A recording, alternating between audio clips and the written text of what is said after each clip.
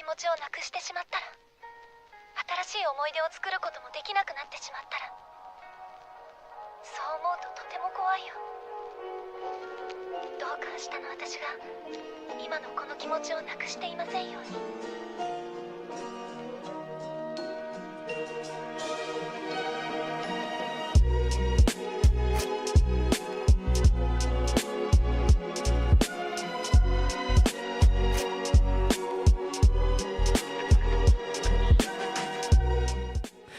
Les nouvelles technologies sont en train de modifier le visage de nos sexualités. De toutes, pas forcément pour le présent, mais à en croire les journaux, dans plusieurs décennies, le modèle de deux êtres humains mettant leur peau au contact de l'autre, mélangeant deux corps faits de chair et d'os, ce modèle-là serait dépassé. De là à dire qu'il sera ringard, il n'y a qu'un pas. Cela étonne, cela fascine, cela terrifie. Imaginez un robot ressemblant trait pour trait à votre femme ou à votre homme idéal, au physique avantageux, ça c'est sûr, et pouvant assouvir tous vos désirs, tous vos fantasmes, sans jamais se fatiguer. Bon, sauf quand vous avez oublié de le recharger. On est dans la série Westworld. On est dans la série Westworld, où un parc d'attractions doté de robots aux options très avancées deviennent les instruments d'un jeu de rôle plus que tordu, ou dans Real Human, où les robots sont tellement proches des humains que des sentiments naissent entre les deux. Et puis avec le virtuel, la sexualité ne deviendrait qu'une idée rendue vivante par des accessoires, à la manière de Vibes, des jouets sexuels connectés à Internet pour avoir des relations à distance avec son ou sa partenaire, ou encore Kissenger, l'appli qui permet d'embrasser son partenaire à distance à l'aide d'un appareil en caoutchouc branché à votre portable. Virtuelle ou robotique, en tout cas, la sexualité du futur sera-t-elle technologique ? C'est ce dont on va parler aujourd'hui avec notre brochette de chroniqueurs. De robots. De peut-être futurs robots, peut-être serons-nous bioniques un jour. Et la première robot, c'est Ariel. Oui, c'est moi la robot. C'est moi, Ariel. Ça m'amuserait de voir mon physique robot. Ça, c'est drôle. Quelle tête t'aurais en robot humanoïde ? Non. Non. Non. Faut quand même pas exagérer. C'est bon, il y en a une, c'est bon. Voilà. Et puis, deuxième robot du jour, c'est Cyril. Salut Cyril. Bonjour, bonsoir, enfin oui, bonsoir. Bonjoir, on peut dire C'est comme ça. plutôt le soir, n'est-ce pas ? Ouais, bonjour, bonsoir. Bon, salut quoi. Salut. Un robot ange, putain, j'ai encore pas vu. Ah oui, Bah, là, en l'occurrence, on va parler des robots sexuels, donc a priori, ils ont un sexe. T'es Voilà. asexué, toi, donc tu dis rien du tout. Bah non, voilà. Un autre robot ou je ne sais pas, sexbot, que veux-tu être, Damien ? Le robot dépressif dans H2G2, il me fait beaucoup rire. Marvin, je crois. Ok, le dépressif. Et toi, que tu seras quoi comme robot Oh, le robot de Wall-E, il est mignon. Thomas. Wally, trop mignon. Et Jocelyne, notre sage femme et notre sage et femme, qui vient aussi aborder ce sujet avec nous. Pas Sage, trop on sait sage, pas elle trop. serait pas là. Elle aura moins de travail avec les robots. Et c'est la Ah oui, version, ça c'est sûr. c'est la version non Je modifiée. signe au chômage. Alors tu serais quoi en robot, toi ? Alors Le Je suis T800 comme toi, Terminator. une ça suffit déjà. Ouais, Faut pas être maso quand voilà même. les sages femmes, il y en a deux. On les Bon, reconnaît nous, on tout va de pas suite. être sages, on l'a décidé. Et pour commencer, avant d'accueiller un invité qui va nous parler plus spécifiquement des robots et en particulier des robots sexuels, je voulais aborder le thème avec vous plutôt de ou des sexualités virtuelles. Pour lier les deux, sexualité virtuelle, robots sexuels, pourquoi ces questions vous ont intéressé et puis vous ont amené à participer à cette émission ? Ouvre avec qui tu veux ouvrir la discussion. Ouvrons. Je ne sais pas qui est-ce qui se lance. Pour moi, parce qu'il n'y a rien d'humain, justement. Sauf puisque s'il y a de l'humain derrière, effectivement. Dans la fabrication la du... fabrication, quoi. Bah, c'est horrible. C'est horrible, c'est quelque chose que tu peux contrôler comme tu veux. C'est un monde fini à la piste, quoi. Alors plutôt un a priori négatif, on l'a Allez, compris. c'est Ah oui, tout, il y j'ai a tout dit. négatif là. Ah, complètement. Ah oui. Et toi, Quoique, pour certaines Je pense personnes, que ça l'est pas. Au fur et On à mesure, on verra va après. peut-être Voilà. trouver du point positif après. Mais je pense qu'on est tous à peu près d'accord. C'est pour ça qu'on a commencé à évoquer cette thématique-là. C'est que ça a quand même un point de vue vachement négatif, ce truc en général, des on a robots plutôt sexuels. un point de vue négatif. Mais on va en discuter discuter. de façon assez claire et transparente aujourd'hui dans cette Ah oui, émission. parce qu'on est là pour... Et Cyril. parce qu'on ne suis pas très au courant, donc justement, je viens m'informer. D'accord. Ça tombe bien. Ok, garde tes questions alors Cyril, on va répondre je l'espère à beaucoup de questions aujourd'hui. D'autres personnes veulent intervenir sur qu'est-ce qui les intéresse dans ces deux sujets qu'on a choisis pour aujourd'hui. Moi, je me pose la question de... en fait, c'est plutôt sur les robots, moins que sur les humains, qui m'intéressent assez peu. Ça, on l'avait compris, je crois. Non, mais en vrai, je Ah me oui. pose la question de à quel moment on peut considérer qu'une machine peut être considérée comme ayant des sentiments. Ah, ça, c'est un... Mais est-ce que c'est qu'elle en a possible? Est-ce que c'est Est-ce possible qu'elle peut en avoir? Ça, c'est la question Ce serait qu'on va que- se Parce poser. que je vous préviens Jeff tout de tout suite, à l'heure. tout ce qui est les espèces de trucs de spiritualité à base de les humains ont une âme, moi, je suis très sur des bases scientifiques, donc tous ces trucs-là, je vais les envoyer à la Ça poubelle, ne mais très m'étonne rapidement. pas. Mais non, mais attention, t'as un ange à côté, là. Heureusement que tu l'as pas mis à Ça côté de ne toi. m'étonne pas. Oui, mais L'ange et le Alors, démon. peut-on relier âme et émotion? En tout cas, les émotions, on les ressent, Voilà, donc elles donc- existent. Donc tout Mais, ça, bon. c'est pas pour moi. Donc c'est pour ça que pour moi, on peut se faire à l'idée que si l'humain est un ordinateur ambulant, pourquoi pas les machines capables d'avoir des sentiments? Oh. Oh là. Mais je me prends pas pour un Attention, on parlerait dans ordinateur la chronique. ambulant, moi. Oh. Et il en parlera dans sa chronique. Oh, on s'énerve pas, on Bah, va si, parler quoi. de tout. Il n'y a pas d'âme dans les robots. Thomas ou Jocelyne, est-ce que vous voulez apporter un petit peu votre pierre à l'édifice? Pourquoi ça vous intéresse particulièrement ce sujet ou pas d'ailleurs Alors, plus qu'une pierre, je vais apporter un rouage à l'édifice, du coup. Ouh, Ouais, Oh là c'est- là. attention. Mais je sais pas c'est quoi les questions qui sont prévues, je les ai lues en diagonale. Mais du coup, je voulais déjà revenir sur avant les robots sexuels. Déjà, la virtualité dans la sexualité, ça existe depuis pas mal de temps déjà. Genre, le fantasme de la personne qui se touche au téléphone avec sa compagne, je Oui, pense que ça c'est- rentre déjà Mhm. dans la sexualité virtuelle, c'est-à-dire même pas voir la personne ou quoi que ce Mhm. soit. Le téléphone rose, c'était déjà C'est ça, ouais. voilà. du sexe Ouais. virtuel. Ouais, c'est ça. Et du coup, genre, c'est juste pour dire que en fait, avant même le phénomène de robot, on avait déjà la virtualité qui avant L'ancêtre. que le virtuel le n'existe, Minitel. en fait. Ouais. Ouais, Ouais, je sais Est-ce pas. que après Je pense. le désir n'est-il pas né du virtuel aussi, parce qu'il naît de l'imaginaire? Alors là, on va se creuser le cerveau. Voilà, Aïe. qu'est-ce qu'on met derrière Il est virtuel? 21h du soir. Bonsoir. Qu'est-ce qu'on met derrière virtuel Oui, en c'est fait? C'est ça. Ouais, c'est ça. C'est la question. Alors, c'est la question que je vais vous poser après. Est-ce que, Jocelyne, toi, tu as un a priori sur ce sujet ou pas Non, je me pose beaucoup de questions. Je dois dire que je comprends pas Tout. vraiment c'est ce genre de démarche. Même les amours virtuels, je veux dire, ça ne peut que durer qu'un temps parce que ça fait marcher le fantasme, d'accord? Mais à un moment donné, Il y a la rencontre avec le réel. ben qui est voilà, je nécessaire. me dis qu'à un moment donné, ça doit être lassant que de tchatcher simplement. C'est une femme puis, comblée, donc. Voilà. Et puis, on n'est jamais comblé, jamais. Sinon c'est n'aurait pas pas la de fantasme. peine. Hein, voilà, exactement. Mais oui, je trouve qu'à un moment donné, eh bien, ça coupe court, quoi. Bon, d'accord, l'imaginaire, mais à un moment donné, ça s'épuise. Et il faut aller au Puis- travail et un puis petit je- peu. Hein. Oui, et puis je trouve que quand même, ça idéalise beaucoup et on est complètement hors du temps. Alors, justement, Mhm. votre définition, puisqu'on parle un petit peu de sexualité virtuelle, qu'est-ce qu'on met derrière? Qu'est-ce que vous mettez derrière? Ou devant, je ne sais pas. C'est Ce qui n'est pas réel. Voilà, question suivante. Bah, il y a un mal-être. Non, mais qu'est-ce que surtout. vous englobez dans la sexualité virtuelle? Qu'est-ce qui est sexualité virtuelle pour vous? Qu'est-ce qui ne l'est pas? Alors pour être sérieux, moi j'aurais tendance à exclure tout ce qui est littérature et trucs comme ça, porno, tout ça. J'ai plus tendance à mettre des trucs qui vont avoir une forme d'interactivité.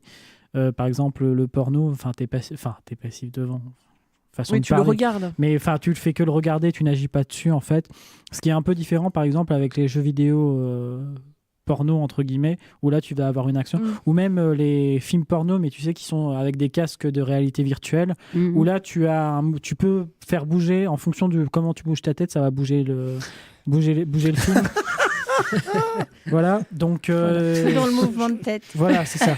Quitte à avoir j'aurais pas cru. une autre forme de mouvement. D'accord. Mais, du coup, j'ai tendance à mettre ça dans le D'accord. virtuel. Mais il y a Ok. des jeux porno, excuse-moi. Oui, oui. Oui. Ah bon, Oui. je suis pas au courant. Oui. Alors, qu'est-ce que vous mettez dans la sexualité virtuelle? Mm. Qu'est-ce que vous enlevez? Toutes Bon. les formes de sexualité qui utilisent un moyen mécanique ou technologique pour Mhm. donner un truc assez que tu très, mets dans très large. dans Ouais. les... ouais. Donc effectivement, il y a cette question du porno, est-ce qu'on le rentre dedans? Normalement, oui. Excellent. Je sens qu'on va pas s'en sortir dans cette émission. Pardon. Ça Est-ce part que, déjà en est-ce que le cacahuète. porno, on rentre ça dans la sexualité virtuelle? Pour moi, ça peut en faire partie. Après, c'est un truc totalement à part. Mais je pense que oui, puisque on transpose notre fantasme via l'écran. Donc je pense que ouais, ça peut. Même le porno peut faire partie de la sexualité virtuelle. Mais du coup, est-ce que ce que disait Damien, vous pensez que c'est vrai? Est-ce que finalement la sexualité virtuelle, c'est beaucoup plus ancien que ce qu'on imagine? C'est pas seulement avoir une appli sur son portable ou Ah oui, bien sûr. un jeu Bien sûr. sur son ordi.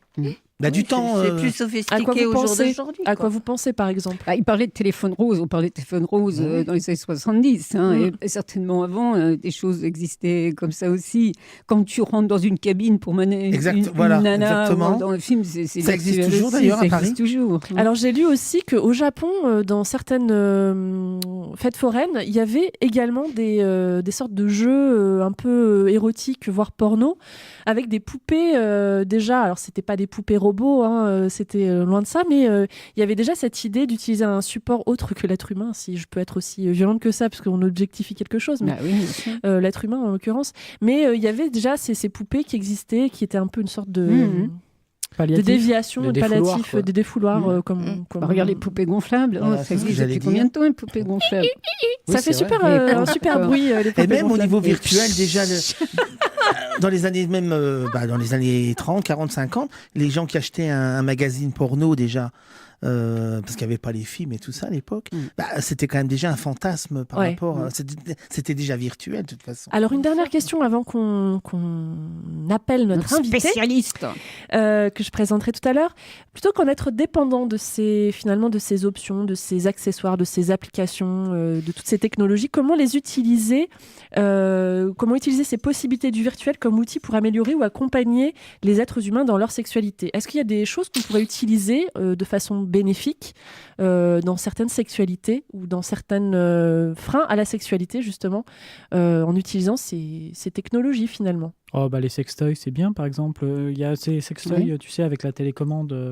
Oui. Un jeu sexuel intéressant, ça peut être, par exemple, le sextoy, et puis tu files la télécommande à ton partenaire, par exemple. Donc, D'accord. il n'y a pas forcément de dépendance, c'est juste... Donc là, ça rajouterait une interaction supplémentaire ça. avec un partenaire. Oui, mais il y a un puis- partenaire. Oui. Il y a un partenaire. Et- Puis c'est ponctuel, c'est pas. Voilà.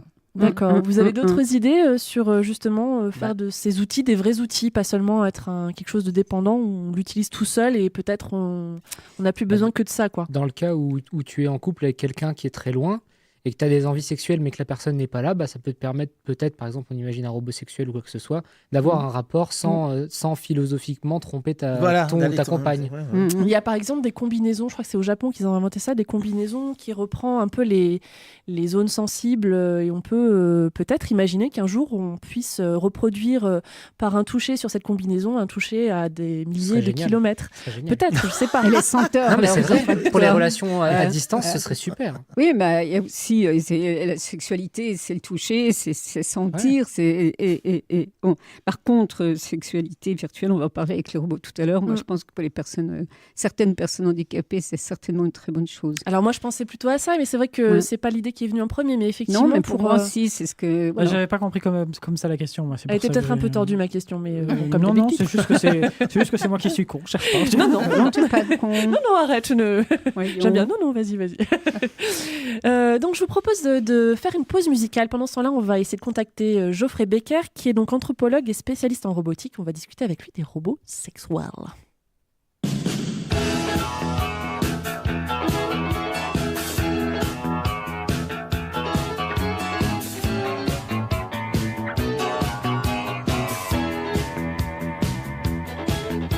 C'est moi, Nono, le petit robot. C'est moi, Nono, le petit robot. Je suis un cadeau d'Ulysse pour Télémaque, son fils. C'est moi, Nono, le petit robot. C'est moi, Nono, le petit robot contre les dieux méchants. J'ai le secret du temps.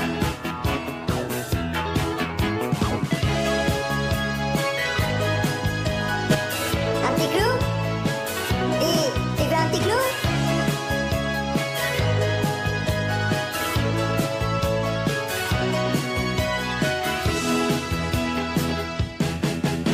C'est moi, Nono, le petit robot. C'est moi, Nono, le petit robot. Et j'arrive au bon moment pour sauver petits et grands.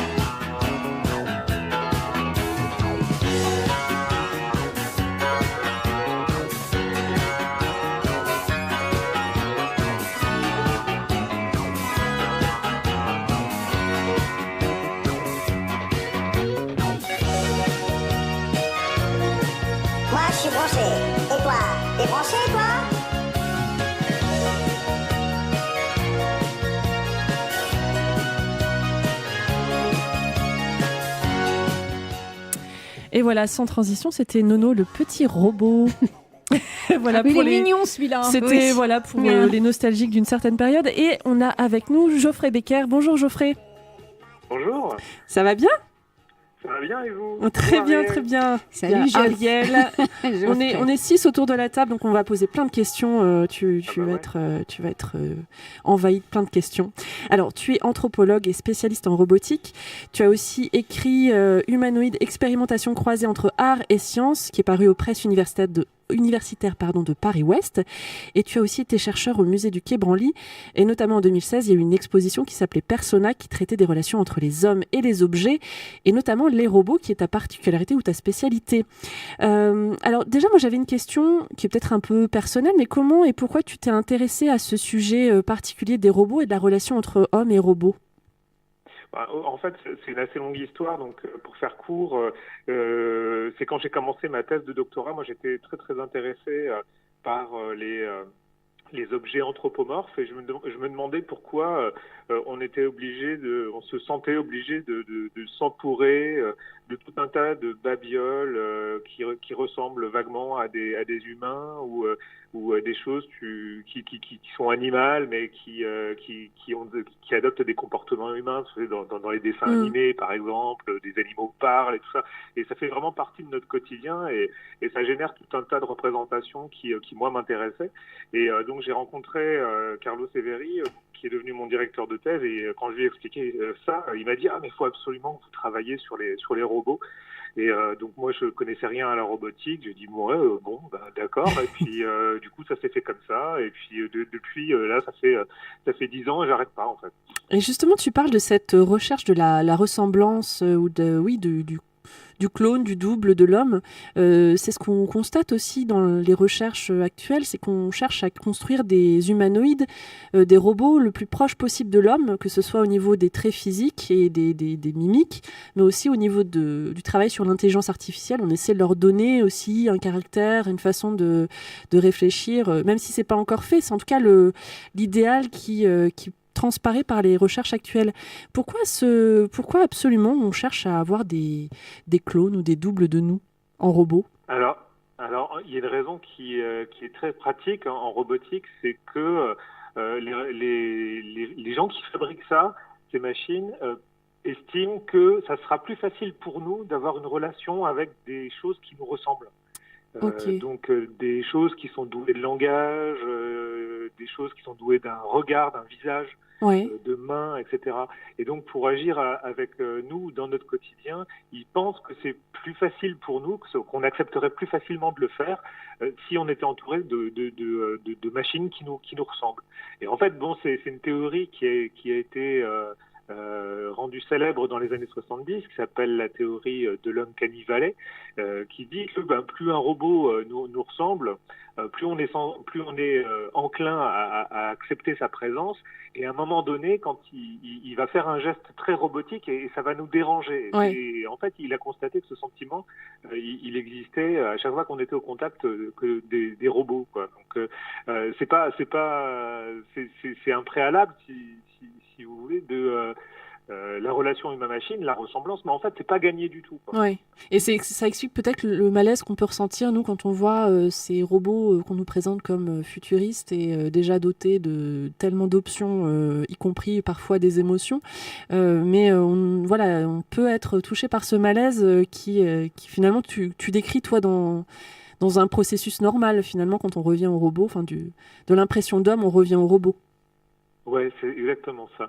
On n'est jamais vraiment convaincu par ces machines. On est souvent déçu quand on est à leur contact, parce qu'on s'imagine beaucoup de choses sur ce qu'elles sont capables de faire, et au final, quand on réalise le peu de possibilités qu'elles offrent, en tout cas pour une relation sociale, là on est souvent, en plus d'un malaise, on est souvent déçu aussi. Ou amusé aussi des fois, ouais. Ça va de pair.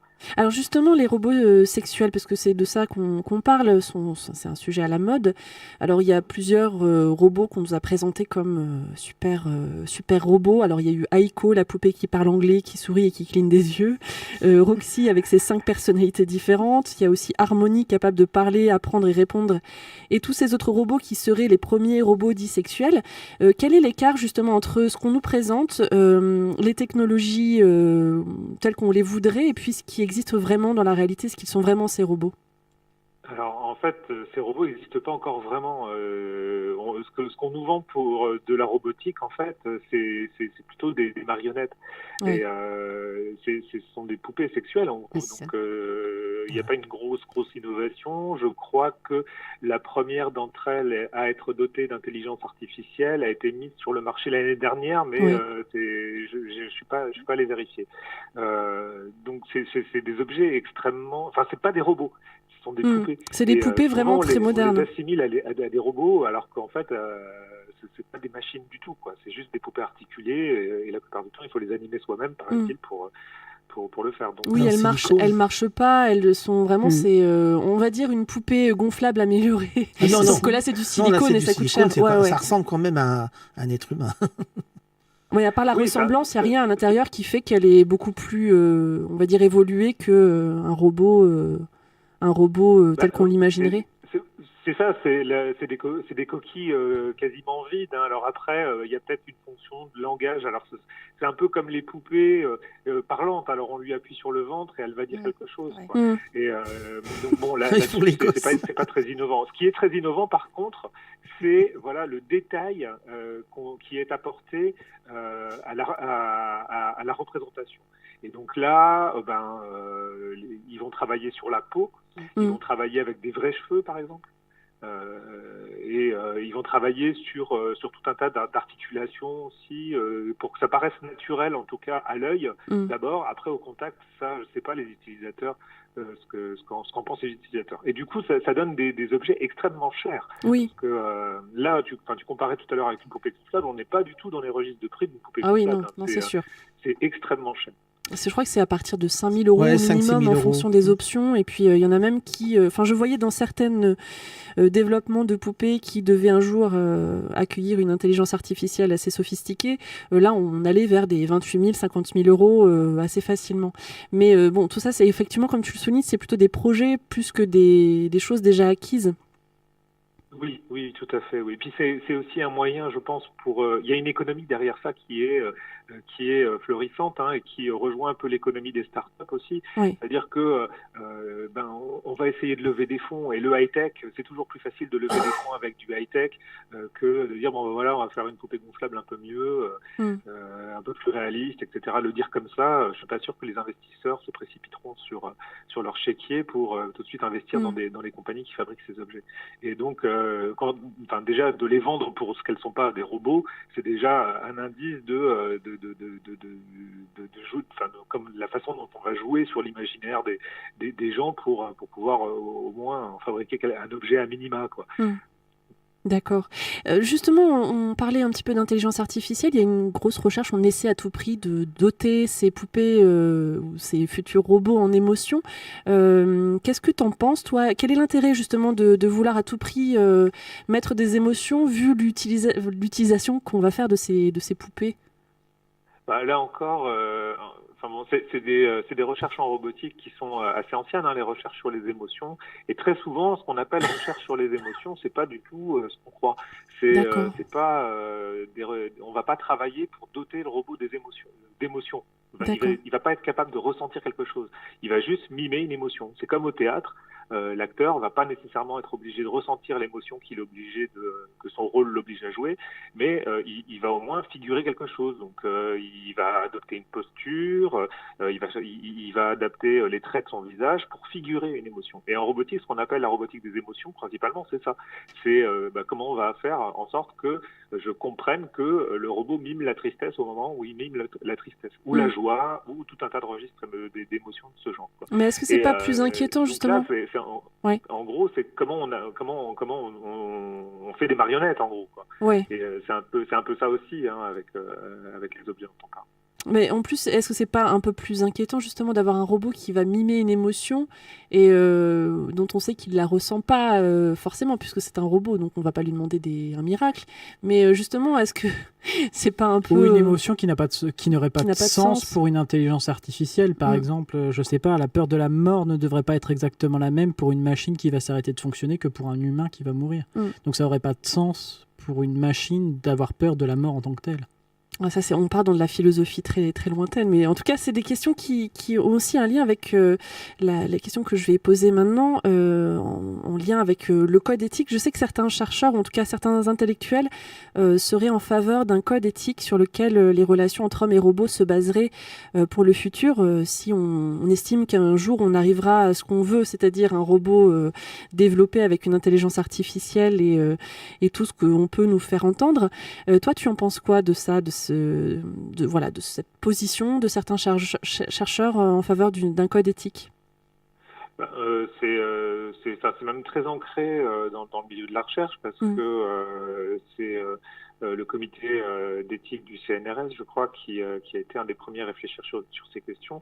Et moi, je trouve ça vraiment essentiel parce que ces machines, en fait, elles posent des problèmes qu'on soupçonnait pas, en fait. Et au fur et à mesure qu'on les voit apparaître, elles soulèvent tout un et des intellectuels du monde entier qui s'intéressent aux effets que la présence de ces machines ont sur nous et qui mènent des réflexions tout à fait passionnantes sur ces questions et surtout par rapport aux robots sexuels.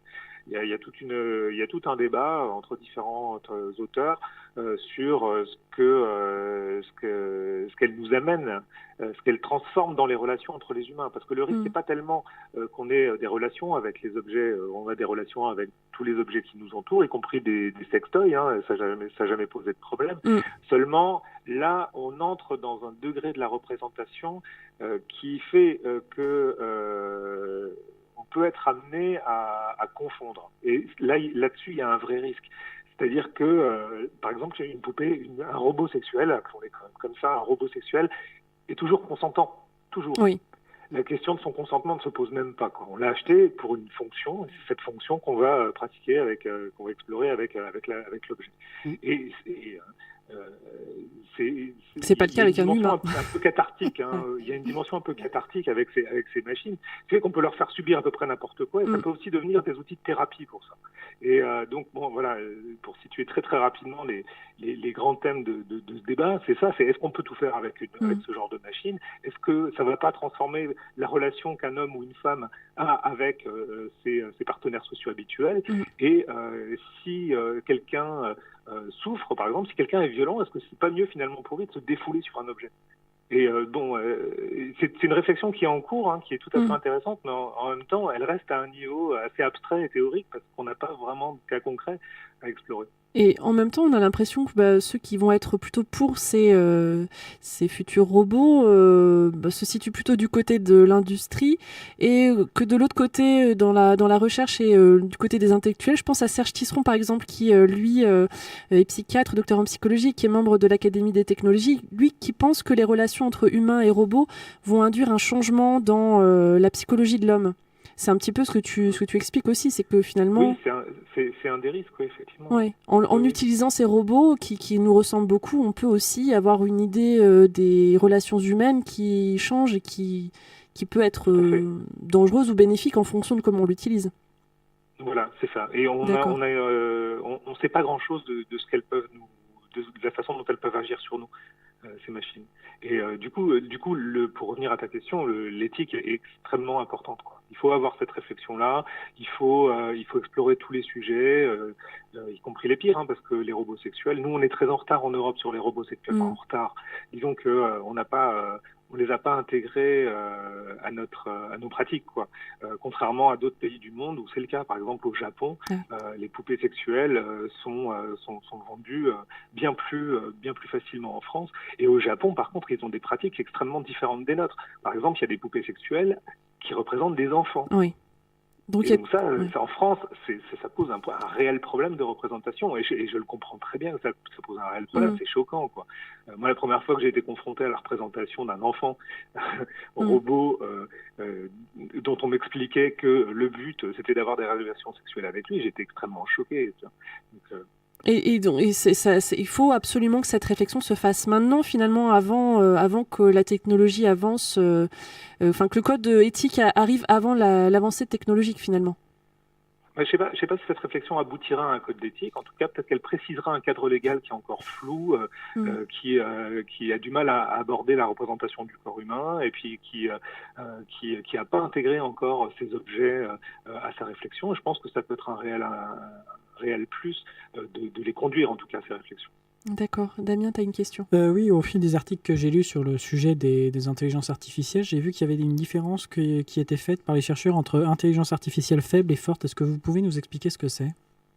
Oui, alors ça, c'est des théories qui datent du tout début de l'intelligence artificielle. En fait, l'intelligence artificielle s'est fondée dans les années 50 sur l'idée qu'on pouvait voir émerger au sein d'une machine, d'un ordinateur, une vraie intelligence, une intelligence comparable à celle de l'humain. Et donc ça, c'est un programme qui a été un peu laissé de côté. C'est le programme d'une intelligence artificielle forte. Donc, qui a été un peu mis de côté parce que au bout de 20 ans, on s'est quand même rendu compte que c'était extrêmement difficile et que on savait finalement toujours pas ce que c'était que l'intelligence.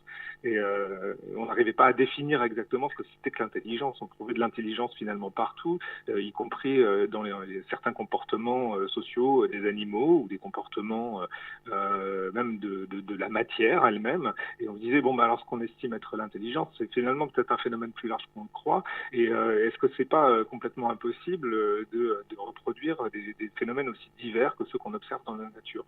Et les recherches, du coup, se sont plutôt portées sur des choses plus terre à terre, si j'ose dire. Donc plutôt sur des phénomènes d'apprentissage et ce genre de choses, de traitement des données, d'organisation dans le traitement des données, etc. Et ça, c'est plutôt à ce genre de travaux aujourd'hui qu'on se réfère, même si le programme de l'intelligence artificielle forte est pas abandonné. Pour rappeler par exemple ce que disent certains penseurs transhumanistes d'outre-Atlantique, ils restent persuadés que bientôt on sera en mesure de créer une machine qui s'améliorera elle-même et surpassera nos propres capacités intellectuelles. Ouh là là, ça fait peur. Le Terminator, ça y est, ça, c'est pour bientôt alors. Et pourtant, il y a certaines expériences, je pense au robot Sophia qu'on nous a présenté comme le premier robot déclaré citoyen par l'Arabie Saoudite, qui a à un moment évoqué la possibilité d'exterminer l'humanité, ou le robot de Microsoft qui en 24 heures est devenu raciste et misogyne et j'en passe, c'est des meilleurs.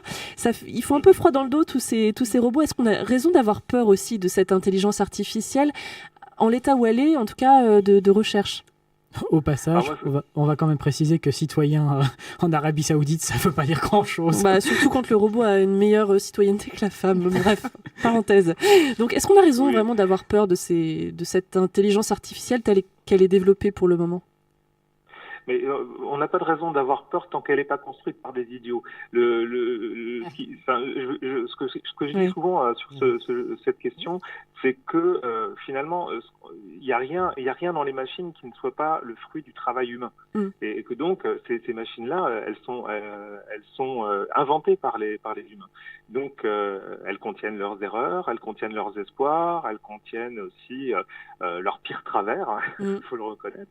Et donc, c'est en quelque sorte des miroirs de ce que nous sommes capables de faire.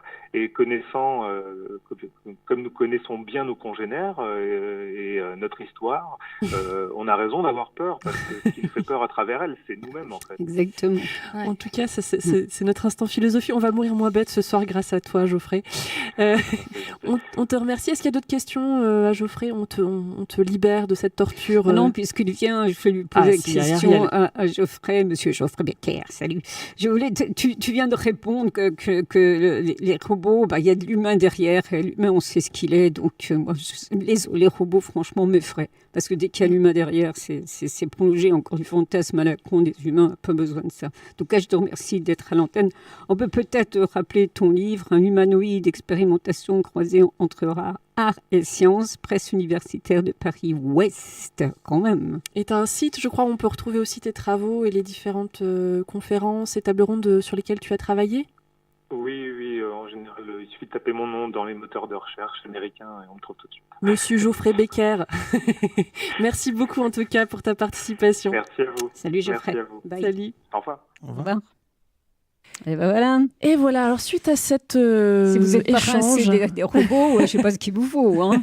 on va en parler encore, vous inquiétez pas. Plus peur Ah bah maintenant.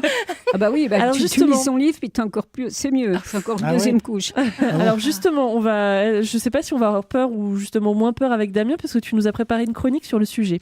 Alors ouais, je me suis un peu engagé sur la question de l'intelligence artificielle, mais plutôt forte, du coup, comme on a fait la différence entre faible et forte, donc je me suis placé dans un futur un peu lointain. Et idéal. Et voilà, et du coup, je me suis demandé, ça ferait quoi d'avoir une intelligence artificielle comme petit ami. Donc voilà. Donc il vous accompagne dans vos voyages, il est là pour vous protéger des mauvais garçons, il est sexy et musclé. Non, ce n'est pas votre petit ami, c'est le T800 dans Terminator, pour ceux qui s'en souviennent. Alors, vaut-il mieux avoir un copain organique ou synthétique ? Bon, alors l'organique, il a quand même quelques avantages. Hein. Déjà, il a le sens de l'humour, en général. Ouais. Une capacité de compréhension, hein, mais nous ne nous cachons pas derrière notre petit doigt. Hein. Le copain organique, c'est aussi beaucoup d'emmerde. Hein. Il est imparfait, Salut. il pète, il regarde Hanouna, et parfois même pire, il vote socialiste. Ouais, La d'accord. politique dedans. Voilà. Si vous ne vous retrouvez pas là-dedans, Voilà. Comme ça, Alors, c'est des fait. socialistes et la sortie de la radio. Bravo. Oui, mais il a des sentiments au moins. Ah bon. Et oui, mais comme je le disais tout à l'heure, oui, mais pourquoi les machines n'en auraient pas ? Alors certes, pour l'instant, elles n'en ont pas, mais le futur est plein de possibilités. Hein. Parce qu'elles n'ont pas d'âme, bah oui, mais l'âme, ce n'est pas un concept scientifique, comme je disais tout à l'heure, c'est un concept religieux. Aucun scientifique n'est capable de faire la démonstration de l'existence de l'âme humaine. Les sentiments, ce n'est que de la chimie et de l'électricité, et notre cerveau n'est peut-être finalement pas beaucoup plus sophistiqué qu'un ordinateur organique. vous étiez romantique. Au revoir. Et si nos souvenirs n'étaient finalement que des fichiers vidéo et nos décisions des calculs inconscients de statistiques ? Oui, alors ce n'est pas assez très excitant, hein, mais au moins c'est intéressant. Alors, qu'est-ce que nous avons de plus qu'une machine finalement ? Bah, nous vieillissons, elle rouille. Nous avons des problèmes psychologiques, elle bug. Dès lors, pourquoi serait-il immoral d'avoir des sentiments pour une intelligence artificielle ? Alors, bien entendu, quand je dis ça, certains pensent au film Her, qui joue la conclusion moraliste qu'un humain et une IA seraient trop différents pour que l'histoire d'amour puisse continuer longtemps. Moi, quand je pense à ce genre d'histoire, par contre, je pense à Mass Effect, une série de jeux dans laquelle un pilote, Joker, tombe amoureux de l'intelligence artificielle de son vaisseau nommé IDEA. La relation est complémentaire car IDEA est une IA évolutive qui cherche à comprendre le monde puisqu'elle vient de prendre conscience de ce qu'elle est. Et de Joker qui, lui, souffre d'ostéogenèse, donc la maladie des os vertes, qui donc a besoin de cette intelligence artificielle pour se déplacer.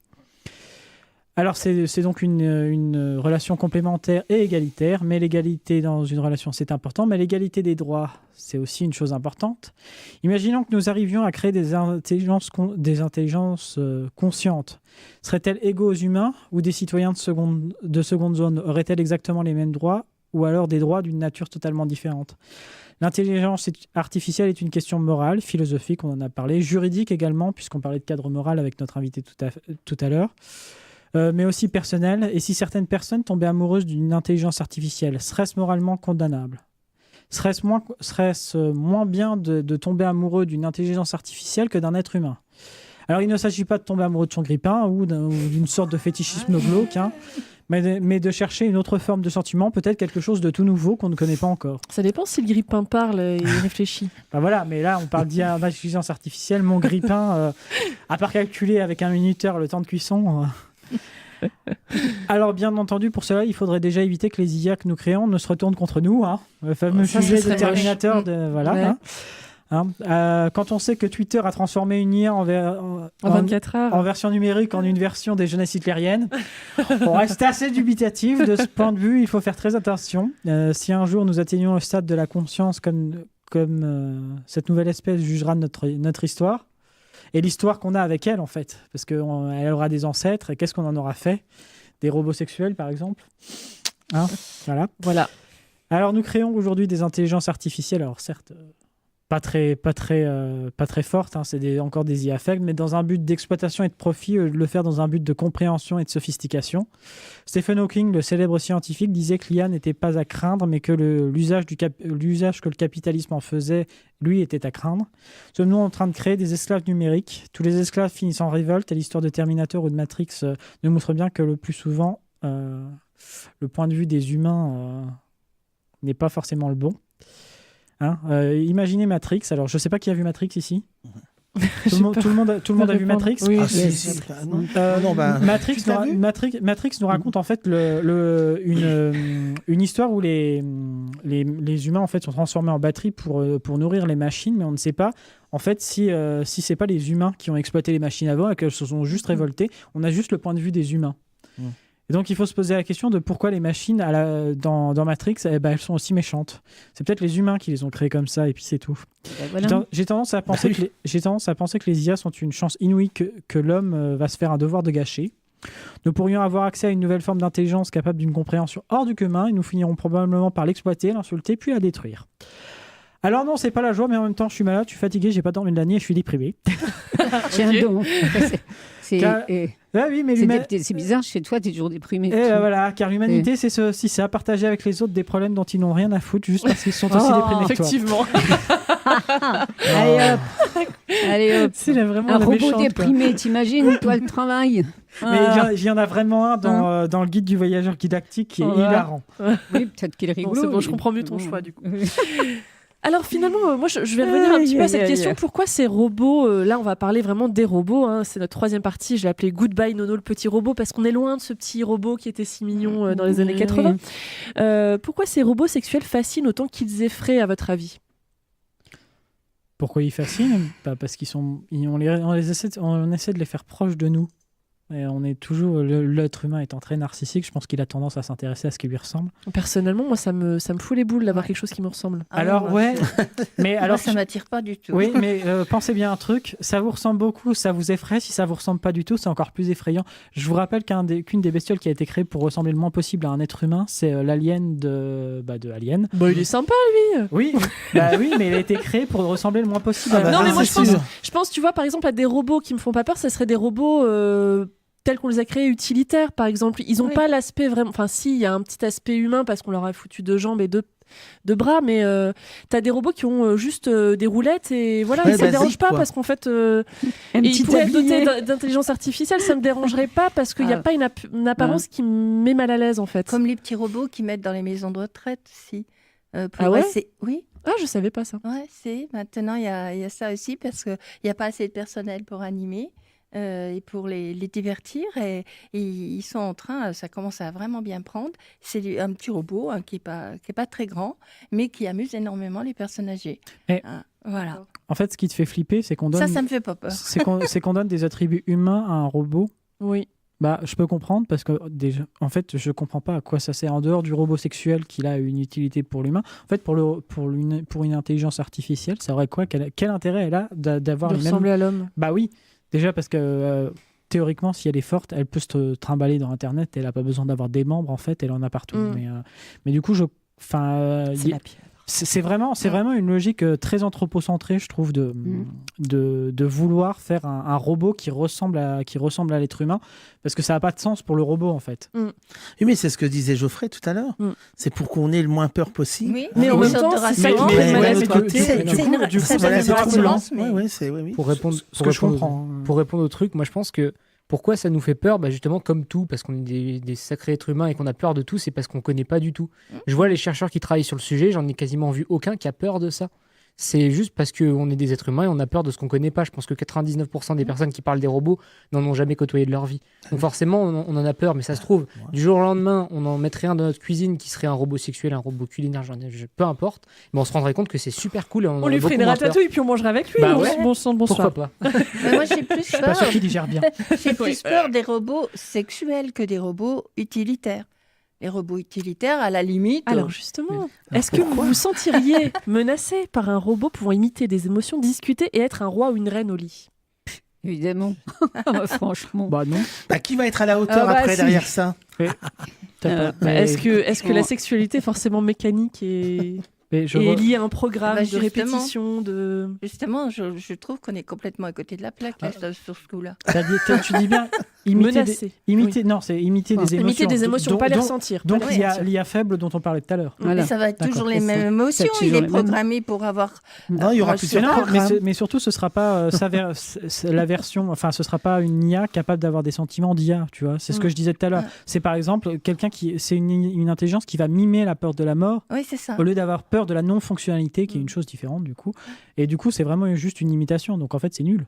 C'est juste, faire semblant, ça n'a aucun intérêt. En même temps, Ouais, mais si ça tu as une fonctionne. IA forte, c'est-à-dire dans l'usage que certains veulent en avoir, par exemple, j'imagine une poupée sexuelle qui serait à usage, entre guillemets, thérapeutique, ou en tout cas, quelqu'un qui commet des viols, je je le crois ferait pas sur la poupée. Voilà, on va en discuter, mais le fait qu'elle ait des émotions, qu'elle les ressente en même temps plus qu'elle les imite, qu'elle les ressente vraiment, là pour le coup, moi ça pose le problème éthique. Il y a justement, peut-être c'est ça que tu veux dire, Jocelyne, un gros débat, une grosse polémique sur justement le côté thérapeutique de ces poupées. On l'a vu tout à l'heure, il y a des poupées au Japon qui sont dédiées aux pédophiles. Il y a des poupées, on dit en gros que ces poupées-là, elle est notamment aux États-Unis, cette poupée-là, elle a un caractère plutôt réservé, et si on commence à être intrusif et violent avec elle, elle va réagir de façon à vouloir se remettre, à se défendre, etc. Ce qui fait que pour quelqu'un qui viole parce qu'il recherche une soumission, un mouvement de rejet et une soumission, cette poupée-là, elle va être utilisée pour des violeurs, quoi. Vous en pensez quoi de cette polémique? Est-ce que vous êtes d'accord ou pas? Est-ce que ça peut avoir une utilité, on va dire, thérapeutique ou pas, selon vous? J'y crois pas trop, moi. Non, moi non plus. Moi, j'y crois pas parce que le violeur, il va chercher bien autre chose. Bien sûr. Il est déjà un chasseur. Et s'il est chasseur, l'autre qui se laisse faire, ça n'intéresse pas. Voilà. Et les chasseurs, il va chercher sa proie. Bien sûr. Et puis en plus de ça, effectivement, s'il s'habitue toujours aux mêmes réactions, même si elle se défend, cette poupée. Je veux dire, il va s'y habituer. Lui, ce qu'il recherche, c'est justement la surprise, autre chose. Voilà. Tu sais quoi, ça me fait penser quand tu files une souris électrique au chat. Oui, il s'en lasse vite. Hein. Il la regarde 5 minutes, tu lui fais un coup de patte, il te regarde, il dit, tu te fous pas de ma gueule. Toi, après, il va aller chercher une vraie souris. Tout à fait, en plus, j'ai peur d'un truc, moi. Alors, c'est peut-être complètement con ce que je vais dire, hein, mais ça peut faire valoir d'entraînement pour le violeur. Oui, aussi. C'est ce que je pense. C'est-à-dire, je m'entraîne sur la poupée, puis après, je vais. C'est ce que je pensais tout à l'heure, justement. Et puis, genre, ça peut banaliser. Moi, je pensais à la pédophilie. Ça peut peut-être banaliser aussi un acte pédophile. Puis en plus, j'ai peur d'un truc aussi, c'est que ça va loin. Je pars dans un futur pareil, très très loin, où on imaginerait que le robot serait l'égal de l'homme. Et ben, en fait, ça fait flipper parce que ça veut dire que pour l'homme, c'est une horreur de violer quelqu'un. Par contre, si c'est un robot, ça passe. Du coup, alors là, c'est problématique. Et comment ils font la différence après? On parle d'égalité.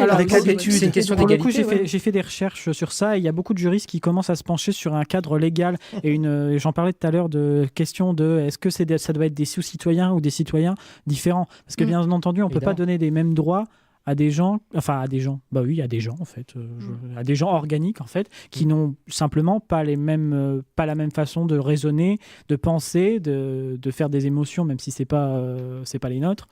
Ça peut être des émotions, ça peut être considéré comme des émotions. On parlait des sentiments, j'imagine quelqu'un qui se dirait en couple avec un robot sexuel et qui du jour au lendemain la viole. Et il devrait avoir les mêmes droits pénals. Le robot devrait avoir les droits pénals. On n'en est pas là, mais c'est des questions qu'on doit se poser. Écoute ce qu'on dit Geoffrey, lui, il est plutôt beaucoup sur la réserve, mais vraiment énormément. Ça fait 10 ans qu'il travaille là-dessus. Après, et on n'est pas prêt. Il y a des poupées, comme il a dit, de très belles poupées. Elles sont magnifiques. Moi, j'en ai vu, c'est sublime. Après, je peux comprendre la notion de catharsis, de se défouler sur la poupée. Oui, bien sûr. Mais vraiment, moi, j'ai tendance. Alors, je ne suis pas psychologue, hein, donc je mettez des réserves sur ce que je vais dire, mais j'ai tendance à penser qu'un violeur ou qu'un pédophile n'en a jamais assez. Et que du coup, il recommencera. Bien sûr. Alors, bien sûr. Et puis là, on cite beaucoup le Japon et tout. Quand on les voit qui vivent quand même de façon très isolée et tout ça, moi, je me demande si ça ne va pas favoriser aussi justement un isolement. Bien sûr. Qu'il n'y ait plus d'échanges entre les humains, mais que chacun va rester avec Alors, c'est l'objet de ma question suivante. Je l'ai posée aussi à Geoffrey. Donc, je parlais de Serge Tisseron, qui est psychiatre, docteur en psychologie et qui est membre de l'Académie des technologies. Et lui, il pense que les relations entre humains et robots vont induire un changement dans la psychologie de l'homme. Est-ce que vous êtes d'accord avec ça? Et quelles sont, à votre avis, on va dire, les aspérités de la psychologie de l'homme qui peuvent évoluer au contact de ces robots si on imagine des robots sexuels dans l'optique de la sexualité et des relations intimes, on va dire. Si on imagine donc des robots assez élevés en niveau d'intelligence artificielle, etc. Je pense que c'est un peu comme le porno. Soit tu vas avoir le bon côté, c'est-à-dire ça ouvre à de nouvelles possibilités. Par exemple, un plan à 3 avec un robot sexuel, par exemple, pourquoi pas. C'est une nouvelle possibilité qui s'ouvre puisque tu as la poupée. Enfin, le robot, mais il a dit que c'était plutôt des poupées. Donc, du coup, donc ça va être le penchant positif. Et tu as le penchant négatif qu'il y a aussi avec le porno, c'est-à-dire de l'isolement, de ne plus faire que ça avec la poupée et de ne pas avoir des relations sexuelles avec des êtres humains. Donc voilà. Et l'habitude d'un certain comportement en face de soi, finalement, parce qu'on parle de... là, pour les poupées, c'est des gens souvent seuls qui achètent ces poupées-là. Et ces poupées-là, finalement, ça va peut-être être leur seul contact, entre guillemets, social et amoureux de toute leur vie, quoi. Je sais pas, mais souvent c'est un palliatif, quoi. Donc qu'est-ce que ça peut changer aussi dans le... Ça fausse tout, parce que comme on le disait tout à l'heure, c'est que un robot, il sait pas dire non, il peut pas dire non, donc ça devient quelque part le côté. Peut-être que plus tard, un robot saura dire non. Il y a la poupée de Paul Naref, elle sait dire non. Pour l'instant, on n'est peut-être pas la même poupée. Pas la même. Moi, j'ai peur que l'humain se robotise, justement. Je pense que l'humain va régresser au niveau des robots et pas l'inverse. Imaginez, dans 300 ans, peut-être dans 200 ans, même dans 100 ans, ça serait bien, des dictateurs qui s'amusent avec des robots comme ça. Alors là, et toute une armée. Qu'on est bien, mais tu crois qu'ils n'y pensent pas? Ariel, elle va nous empêcher de dormir. On arrive dans Terminator. Tu crois qu'ils n'y pensent pas? Bien sûr, dans certains... Écarter l'humain pour qu'ils foutent des robots, c'est pas pour rien. Déjà, ils ont déjà écarté tout, avec ce qu'on a maintenant, Internet, puisqu'on a que la gueule là-dessus, on ne sait plus quoi faire d'autre pour beaucoup. Ils ont déjà commencé, le robot, il est là. Mais alors, revenons au cul et au sexe, puisque c'est de ça dont on parle. Et donc, moi, c'est robots sexuels. Je comprends pourquoi. Moi, j'ai peur que ça banalise justement le contact, si ça devient vraiment courant et tout ça, par rapport à un robot. Et après, à la différence, quand ce sera un être humain. On se met en face. Et j'ai l'habitude avec le robot, c'est comme ça l'habitude. Lui, oui. Donc pourquoi toi, c'est pas pareil? Tu pourras plus aller à la chasse. C'est ça, en fait. Tu pourras plus aller à la chasse. C'est la facilité. T'es plus mais ne plus accepter finalement que avoir une vraie relation avec un être humain et que ça soit pas aussi facile et que là elle va peut-être dire non ou il va dire non, etc. Et que finalement ça va ouvrir à la violence parce que pourquoi un échec alors qu'avec les robots ça se passe très bien, quoi. Voilà, c'est ça. On fera des enfants gâtés. Je pense que le problème en fait de ces poupées-là, c'est que c'est des IA faibles. En fait, si c'était des IA fortes, donc conscientes, elles auraient la possibilité de dire non. Si elles ont autre chose à faire, si elles ont autre chose à penser. Le fait que ce soit des IA faibles, en fait, ils savent juste imiter des trucs. Et puis surtout, il y a moins il y a des notions d'apprentissage, mais il y a moins cette notion d'apprendre. Et du coup, si tu n'apprends pas à dire non, elle a juste le programme qu'on lui a mis à la base. Et son programme, c'est un robot sexuel. Donc son programme, c'est de dire oui. Donc elle apprendra jamais à dire non. Et du coup, c'est moi, en fait, le problème que j'ai, c'est que c'est des IA faibles qui ne peuvent pas dire non. Et du coup, il y a ce truc de la banalisation de c'est toujours oui. Et voilà. C'est ce que je pense. Mais moi, c'est pas le problème du robot sexuel, en fait. C'est du type d'IA qu'on met dedans. On n'est pas capable de mettre des IA forts. Du coup, on met des IA faibles. Et je pense que c'est pas bon. C'est ça le souci. Tu me coupes si je me gourre sur le parallèle, mais est-ce que je sache, dans le porno, il y a quasiment jamais de fois où les filles disent non dans les vidéos. Et pourtant, dans la vraie vie, ça n'a que très peu affecté les rapports entre les hommes et les femmes. Dans les films porno, alors c'est pire dans les films porno, c'est pire. Il y a des filles qui disent non, mais des gars qui passent à l'acte malgré tout. Je sais pas. Mais là, c'est très violent. Je ne crois pas qu'il y ait d'études sur l'impact que ça a eu à l'échelle d'un pays sur la psychologie et sur les rapports humains hommes-femmes. Parce qu'on a quand même beaucoup plus de respect pour les femmes aujourd'hui qu'il y a 2 siècles. Et pourtant... Mais ça si, on a plus de respect pour... si, je suis désolé. Peut-être toi. Non, en même général. Pas toi, alors. Je suis désolé, en général. En France, on a plus de respect pour les femmes aujourd'hui qu'il y a 2 siècles. Oui, c'est sûr. Si on part à l'échelle du temps, on a des droits, on a d'autres droits, ça c'est sûr, mais bon. C'est juste pour dire qu'en gros, il y a bien des gens qui se renferment dans la pornographie et qui pourtant, n'ont pas... Moi, ce que je retiens de Geoffrey, c'est que si c'est construit par des idiots, c'est même pas la même chose. Oui, c'est ça. C'est la conclusion. C'est vrai que ta conclusion. La pornographie, ça reste un support visuel, mais avec lequel on vit pas et on n'échange pas. Pour l'instant, la poupée, c'est la même chose. On échange très peu. En tout cas, ce qu'on veut en faire, c'est autre chose. chose, quoi. Voilà. Voilà, si ça tournait sur une poupée avec laquelle on échange. Là, ce serait différent. Dans l'optique d'une IA faible, effectivement, ça fait peur. Voilà, mais en tout cas, l'homme derrière tout ça, effectivement, c'est ça qui fait le plus peur. Ça sera la conclusion de ce qu'il l'émission. est capable de faire, arrêter avec les robots, c'est bon. En tout cas, j'espère arrêtez. que vous avez trouvé cette émission intéressante, que vous y avez puisé des choses. C'est dommage, on n'a pas pu puiser dans le robot la sexualité de personnes handicapées. Ça, on parlera dans une émission future. On essaie de la construire pour la faire en février, je l'espère. C'est un beau sujet, on vous ça tient aussi. au courant. Ouais. Voilà, à très bientôt et dans 2 semaines. Bye bye. Au revoir.